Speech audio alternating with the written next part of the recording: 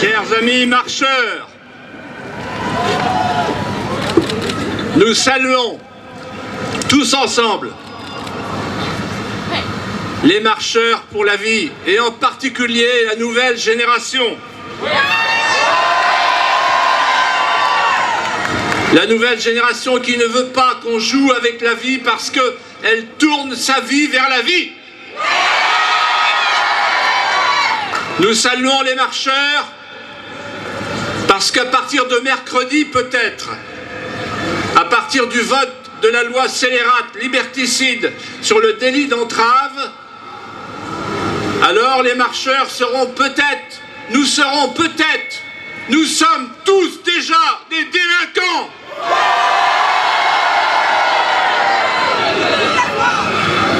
Marcheurs aujourd'hui, délinquants demain, héros après-demain. Et je vous propose que nous demandions au pouvoir public de créer des établissements pénitentiaires de grande taille compte tenu du nombre des manifestants pour que nous puissions agiter les barreaux de nos cellules en criant « La vie, la vie !» Il faudra pour nous faire taire que nous créons des unités de déradicalisation. Nous sommes des entraveurs, les entraveurs du crime, les entraveurs qui empêchent d'avorter en rond, de tuer, de manipuler, de mentir. En écoutant le président de la Fondation, Jean-Marie Le Mennet, il y a quelques instants,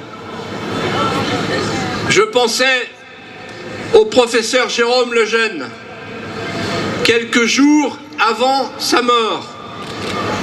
Je me souviens de sa phrase, de son avertissement. Philippe, ne lâchez jamais sur la question de l'avortement, de la vie. Elle commande toutes les autres. En fait, il avait entrevu, il avait pressenti l'enchaînement tragique. Nous assistons aujourd'hui à la déshumanisation progressive du monde par l'effacement planifié du visage de l'homme. Deux évolutions fatales se sont produites et qu'il avait prédites. La première, c'est que l'avortement, qui était une exception, est devenu la règle. De libertaire qu'il était, l'avortement est devenu totalitaire. Le petit être dans le sein de sa maman n'est pas défendu et il est défendu de le défendre. Aujourd'hui, si vous tuez des ragondins, vous allez en prison. Si vous tuez un embryon, vous n'allez pas en prison. En d'autres termes, un animal devient un sujet de droit pendant que l'embryon devient un objet. C'est du délire.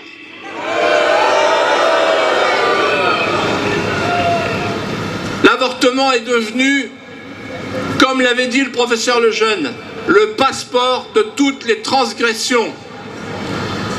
La marchandisation du vivant, la gestation pour autrui, la location de ventre, le transhumanisme des néo-prophètes et naturellement l'euthanasie. Il y a 3 jours, il y a eu un débat des candidats du Parti socialiste à la primaire. Laissez-leur une chance. Et la question qui a été posée par un journaliste était la suivante. Quelle est l'idée qui n'a pas eu cours dans la campagne? Quelle est l'idée que vous voulez proposer? Et 2 d'entre eux ont eu la même idée. Ils ont dit l'un après l'autre avec les mêmes mots, nous voulons le droit de mourir dans la dignité. J'ai pensé qu'ils parlaient du Parti socialiste. Eh bien non, ils pensaient à nous. Nous ne voulons pas mourir dans l'indignité. Nous voulons qu'on laisse les gens vivre, qu'on laisse les petits, les grands et les vieux vivre. Nous voulons que la vie l'emporte toujours sur la mort. Il y a un autre personnage qui m'a marqué, c'est Solzhenitsyn, quand il a dit, en parlant de la vie et de ce qui allait se passer en Europe et en France, le gouffre est profond, il ouvre sur le vide, mais bientôt il ouvrira à la lumière. Sortiront de la grande catacombe des petites lucioles tenues par des mains hésitantes de dissidents. Les petites lucioles, c'est vous. Les dissidents, c'est vous. Vous n'êtes pas des manifestants. Vous n'êtes pas des manifestants qui êtes venus pour défendre des intérêts catégoriels. Vous êtes venus défendre la cause qui surplombe toutes les autres. Vous êtes venus dire à la France entière, nous ne voulons pas que la France meure. Nous assistons aujourd'hui, depuis le regroupement familial et la loi Veil, à un chassé-croisé démographique insupportable. Immigration de masse, avortement de masse, 200 000 avortements par an, 200 000 migrants par an. Nous sommes à la veille d'un changement de peuplement que nous ne voulons pas. Et nous sommes aussi les manifestants de la civilisation, les dissidents de la civilisation. Bien sûr, on nous vante les mérites de l'homme nomade, de l'homme déraciné, de l'homme désaffilié, de l'homme désinstitué, sans sexe ni patrie, un zombie. Nous ne voulons pas de zombies. Nous pensons que la société de demain, en France, comme en Amérique, comme en Russie, comme en Europe, partout où l'Occident se réveille, nous pensons que l'avenir est à l'homme enraciné, réenraciné, réaffilié, réinstitué, et qui croit aux patries charnelles. Je le dis, croyez-moi, il y a encore de l'avenir pour les hétérosexuels.